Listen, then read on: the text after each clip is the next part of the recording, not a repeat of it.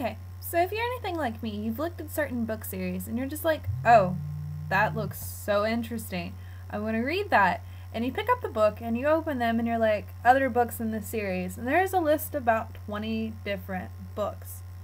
And you've picked up like number 12 in the series. But maybe your interest is still, you're like, yeah, I could read this if I could find all the books and find the time to read all of them. So, what I was going to talk to you today is how to pace yourself and how to, some tips, just so you can get in and read all of those wonderfully amazing books and tackle large series at a time. So, I know personally I've given myself the challenge of going in and reading all of the Wheel of Time books. I started with the first one back in middle school and I read up until like the 5th one, and then I never finished it. So I have all of the books now, and I'm just like, I really need to read these books. And then after I read that, I was going to go in and read the Histories of Middle-earth that Tolkien wrote to go with the Lord of the Rings series. Because I'm a really big Tolkien fan, and I decided that if I'm going to have any real claim to my nerdom, I need to read these. I need to know this information.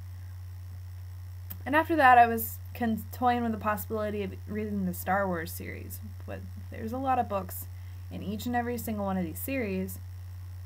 And so what I figured that you can do is, if you have access to a map of any of the places from the series, is to print that out for yourself so you can keep as a reference guide, so where you can quickly look over and see, oh, this is where this particular character is from. And then, sorry, my gecko's shedding. He's like doing all these weird things to like try to pick at the skin. And it's kind of amusing. But, okay, anyway. Something else that you can do is, if you have a lot of books that have many main characters, ones that you're constantly keeping up with their sub-stories, is to kind of keep a list beside you or within the book, maybe even as your bookmark, of saying, this is who this character is, and this is the relation to da-da-da-da-da-da-da. And just to kind of help you. And not everybody is going to need this, but, it's helpful for those who feel like they do.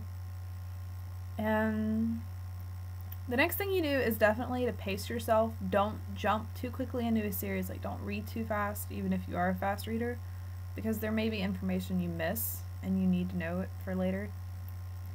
And I definitely wouldn't spend a lot of time in between the books, just so you don't forget information. And I really wouldn't try to read, huge series at more than one at a time. Like, I know you can go in and read, a series like this and have another book going on the side that, its plot is completely different, where there's no way it's impossible to mix the two up, So you could do that, because while I'm reading these, I'm probably going to be picking up some of Brahms' books that I'm rereading, just because I'm a really good fan of Brahms. So things like that. And at the moment, I really don't know if I can think of anything else. So just, pace yourself. Keep up with the characters. Maybe if you need to, make notes of important dates or battles that are going to happen. And just anything that'll help you retain the information. I wouldn't go so far as quiz yourself on it, because that's ridiculous. But yeah, so I hope you find this helpful, and if there's any questions that you have, or if this is completely ununderstandable, just tell me and I'll try to make another one. Alright, thanks.